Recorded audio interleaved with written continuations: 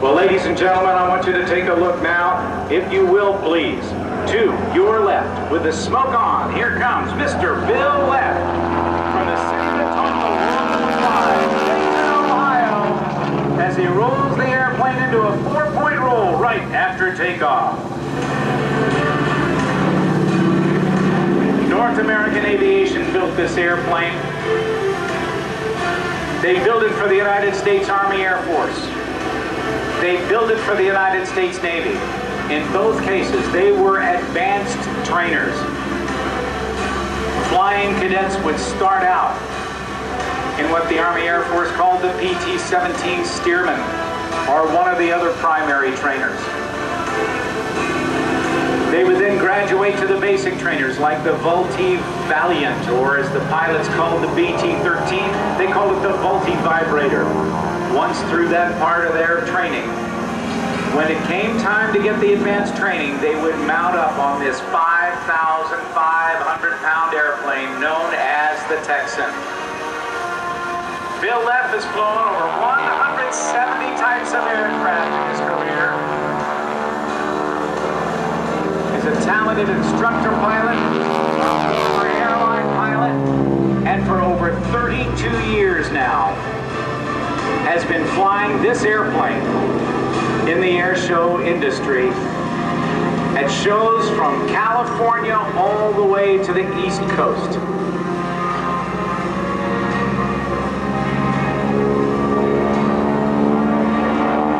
He's flown nearly 1,000 performances in this airplane.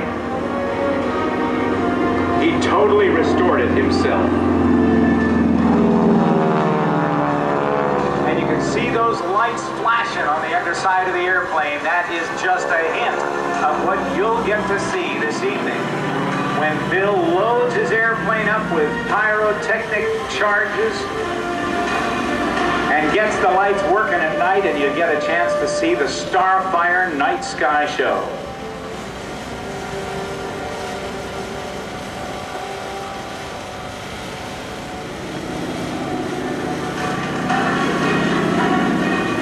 He's flown Learjets. He's flown Turbo Commanders, West Winds. He's got 2 kids. He's been married for over 25 years, and all these years residing in Dayton, Ohio.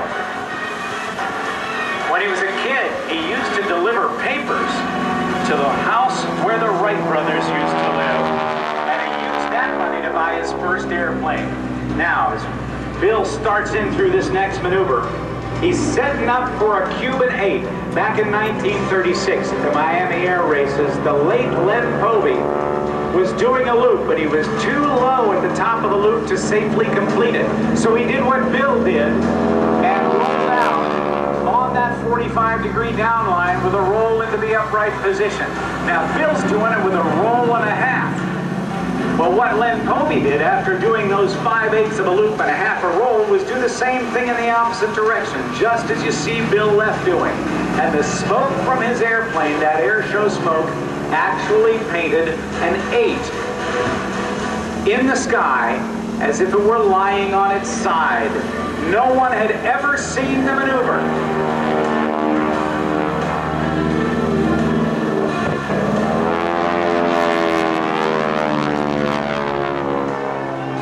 And since Len Povey was training the Cuban Air Force, they asked him what the maneuver was at the end of his performance. And he called it Ocho Cubano, Cuban 8, and the name stuck.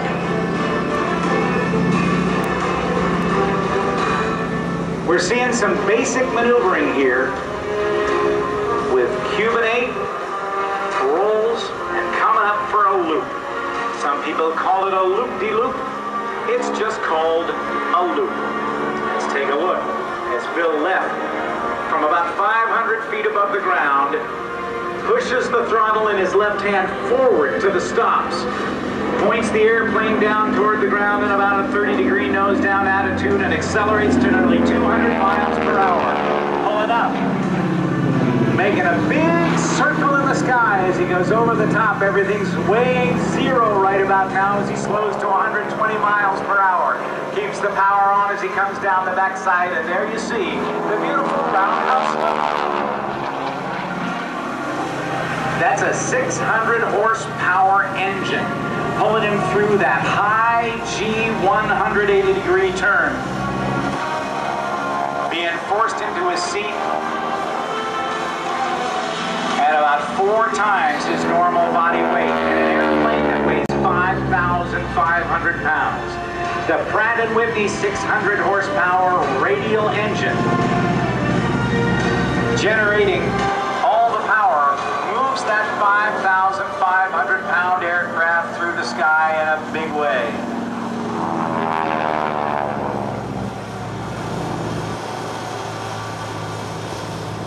Now Bill's going to extend out to the right in this beautifully restored T-6.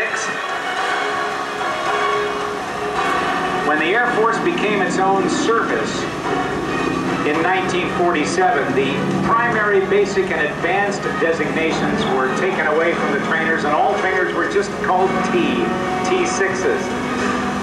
Now watch Bill as he goes into 2 points of a 4-point roll. He'll reach show center. He'll pull back on the stick. Now watch as the nose come up. I want you to keep your eyes on the airplane. There's one. Rolls it over on its back. Now look for the landing gear. I've got wheels there. Is it up or down? Well, we call it extended. He has actually done a lot of special work on this airplane. When he travels cross-country, he's got room for a laptop. He can watch movies when he's flying VFR en route. He's also got a really boosted hydraulic system, so the wheels go up and down way faster than a normal T-6 does. Now, he's going to slow it down here. He is aerodynamically dirty. The flaps off the back trailing edges of the wing are extended. The landing gear is down, and he's going to pull back on the stick and manage his power and slow this 5,500 pound airplane down to a mere 100 miles per hour. Much slower, and this would turn into a brick. That is some kind of flying, and I hope you'll give Bill Leff a great round of applause for that slow speed pass. The minimum controllable airspeed of that airplane is about 60 miles per hour. Now, we talk about coordination. I've mentioned that a couple of times in the course of today's program. The stick that controls his bank and his up and down, or pitch, comes up through the floorboards between his knees. He holds it in his right hand. The throttle in his left is in his left hand, and at his feet are 2 rudder pedals. Watch as Bill sets up for a slow inverted to inverted roll, coordinating the use of his right hand and both of his feet. He rolls it over on its back, takes a look at his reference line, and holds it there. Now, as he pushes forward on the stick, rolls it all the way around and brings it right back into the inverted position once again and holds it. There you have the inverted to inverted roll.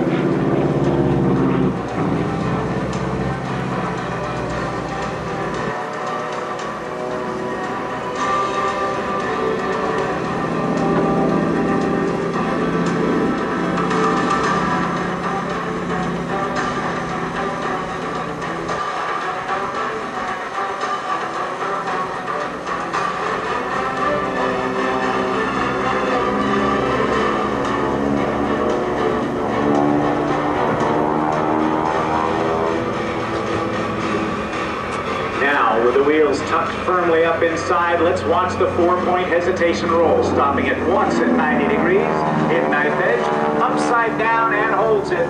5,500 pounds in knife edge flight once again, and then brings it around for side 4. There's the 4-point roll.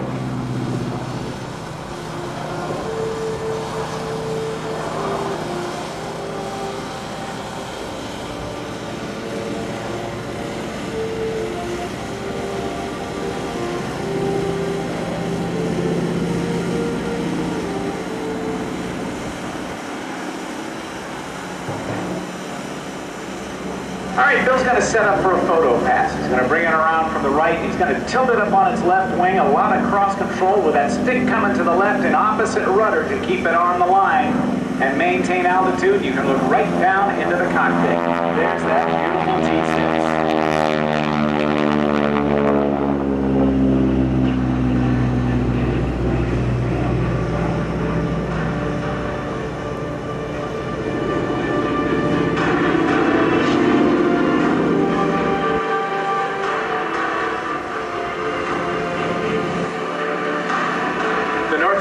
T-6 Texan was not only used by the United States Army Air Force and the United States Navy, but also by the Royal Air Force and the Royal Canadian Air Force as a trainer. Just like our Air Force and Navy used it. They called it the Harvard.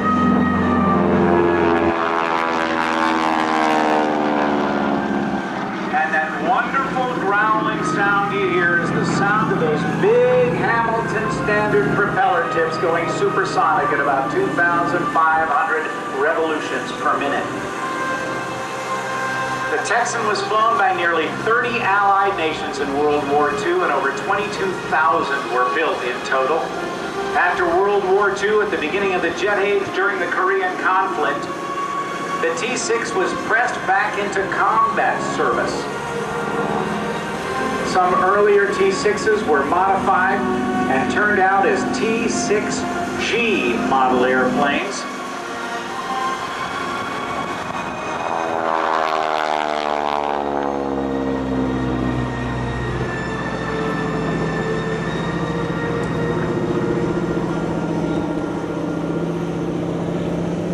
And in those early days of the jet fighters that were moving so fast it was tough for them to see targets, T-6s, outfitted with white phosphorus rockets, or Willie Pete's, were used as slow-moving, low-flying target seekers.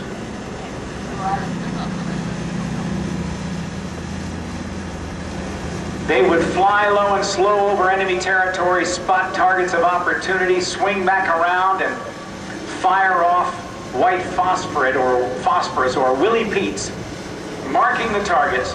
They get on the radio and call up to the jets, hit the smoke.